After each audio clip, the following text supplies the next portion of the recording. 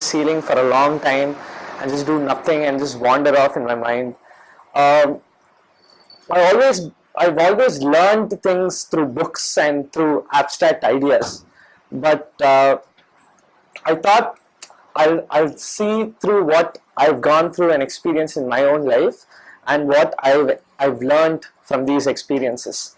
Uh, so basically, uh, uh, I enjoyed reading superhero comics from when I was a small child, and I realized there's this interesting thread that is weaved through every single superhero story, and that is every superhero starts with a tragedy for some reason, right? Batman loses his parents, Spider-Man loses his parents, all sorts of horrible things happen to this person, and that's what makes them a superhero.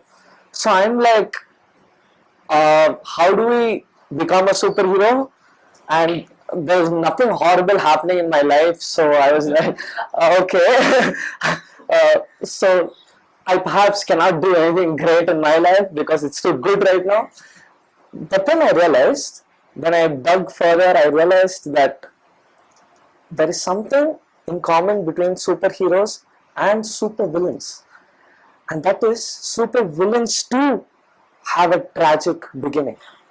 And then I started thinking that there must be some difference, an element that is different among superheroes that doesn't exist among super villains. So keeping this idea aside, this was about something that happened when I was, I think, 11 or 12 years old. Uh, my parents, my brother and I, we were playing on the PlayStation, and my dad, who used to work inside his room, called us inside, and he made us watch this scene from a movie that he was watching at the time. And the scene started off with a standoff between two armies, the army of Troy and the army of Sparta. There's this person who comes across from one army and says, see, I am the one who made this mistake, let's not have this war.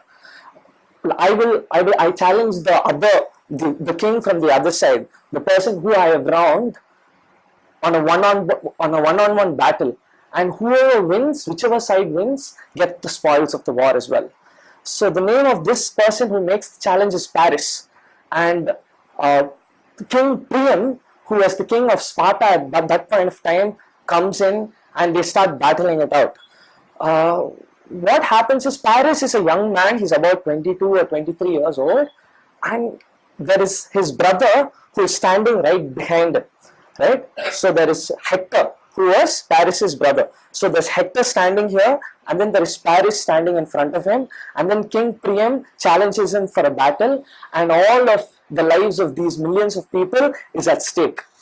So Paris and King Priam start their fight, and King Priam is an established, powerful warrior, and Paris was not.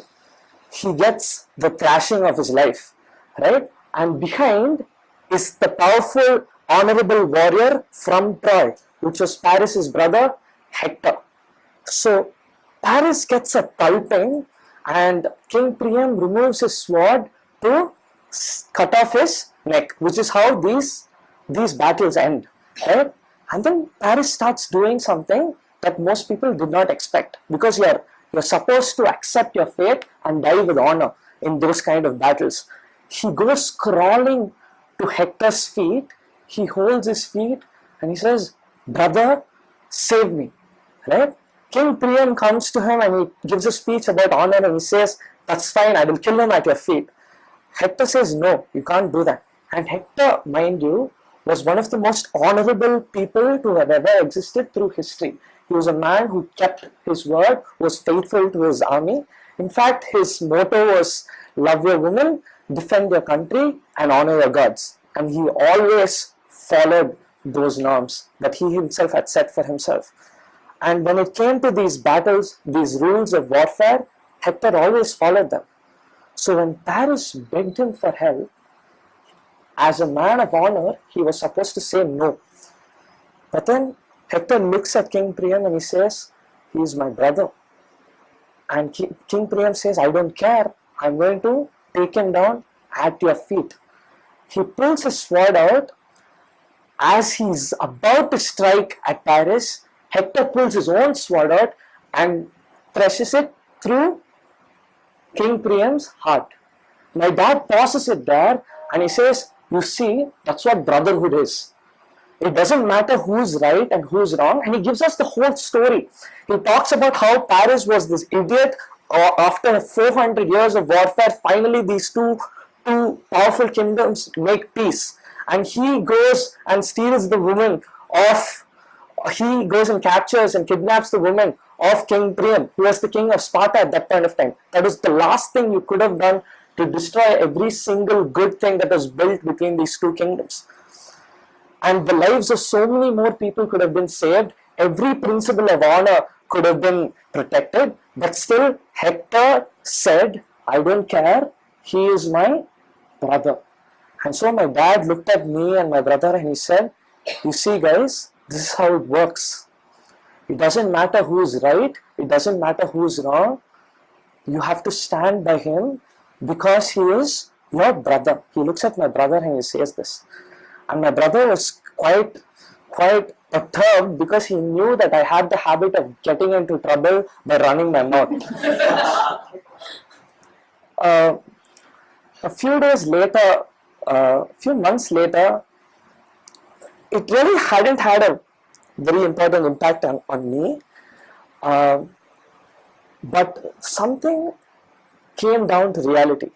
Me and a few of my friends were playing cricket on a cricket ground, and along the cricket ground there was at the edge of a cricket ground there was an apartment, and on the top of an apartment I was batting and a few of my friends were talking to each other, and at the top of a cricket ground was one of the acquaintances of one of the group members of who I was playing cricket with. Right? I didn't know this person who was standing on the roof, on the terrace. So what this guy did, like how kids play, right? He's throwing little stones at my friend. And at that point of time, I was this extremely proud kid. I did not think about what I was going to say before I said it. I thought I was the gang leader. It turns out that I actually wasn't. I had a friend, right? His name was Sujay, and Sujay is about like, he was that kid in class who was always too tall for his class. So there was this one kid who was like 6 feet tall when he was in the 4th standard, right? And that guy was my best friend, right? And because that guy was my best friend, I always thought that I was like, I had like this ability to move things. And things come down to like the primordial ways of power dynamics in the 5th grade. Your brute strength and your ability to command loyalty really matters, right? So I was right there, and while he was throwing a little small seeds at my friend, one of the seeds fell down and it rolled down and touched my slipper. And because I thought I was the gang leader and I was the don, I was filled with indignation. I looked at that guy with dead, cold, evil eyes with a poker face, like how the Night King stares at Daenerys' dragons. But instead of throwing something back at him, I used bad words. And I used bad words in Tamil. So after that, all of my friends were like, why would you do that? And he was like, that is what honor is all about. That small little seed touched my shoe, and that's all that matters, right? And half an hour, 45 minutes later, we were about to leave and I was sitting on my cycle. Like in these Tamil movies, you know, it's focused on one guy and suddenly a guy kicks him from the side and he just goes flying, and that's exactly what happened to me. Out of nowhere, I got a kick on my shoulder, on my rib. I fell off the cycle and I rolled some 4 feet away from the cycle, and this huge muscular bodybuilder types comes near me and catches hold of my shirt. And he looks at me and he's like, how dare you say that? Turns out some of his family members were near him while I used the bad words at him, and I do not know the meanings of those bad words back then, but apparently it also involved them. So he was muscular, he was huge, He was probably in the 10th grade. I was in the 8th grade. He caught my shirt, and at that moment, I felt like how Cersei felt like when Daenerys was blowing up King's Landing. And I looked into his eyes and I knew that my fate was sealed. Right? And the grip was tight. He was giving his last speech before he was going to thrash me. Right? He was like, how dare you do that? Do you know what you just said? Do you think you can mess with me? I did not have a word to say. And I'm the kind of guys who likes having words to say. Right? But then, and he had 2 other guys with him. And I think at that moment, I didn't realize there were people around me. I had friends as well or anything like that. So it was just darkness and me and this guy and my place in heaven, right?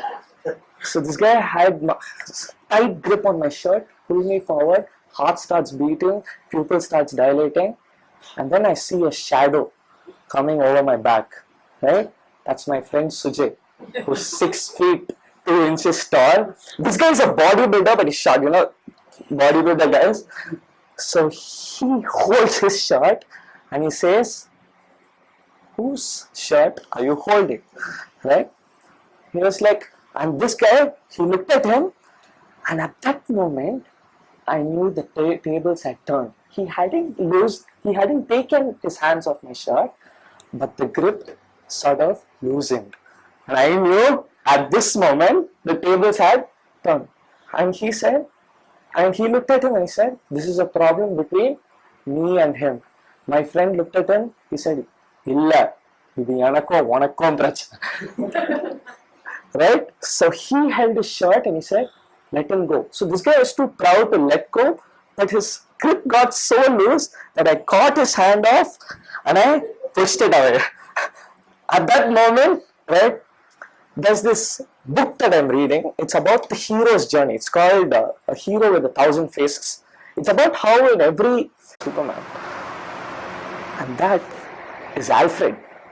Alfred is the butler who stands by Batman no matter what. Right? So Batman has a code, and his code is I will not kill. But the thing is, what's fascinating about Alfred is he's the kind of guy who would stand by Batman even if he did kill. And some people might criticize me saying that if you stand by someone regardless of what they do, you will be standing by crime, you'll be defending crime, you'll be defending worse, right? But my argument is, if it is Alfred's unconditional love and acceptance of Batman that prevents Batman from killing others, killing his enemies. So, what do I learn from this, right? I think if you want to turn the whole world into a group of superheroes, all you have to do is be a really good friend. Thank you.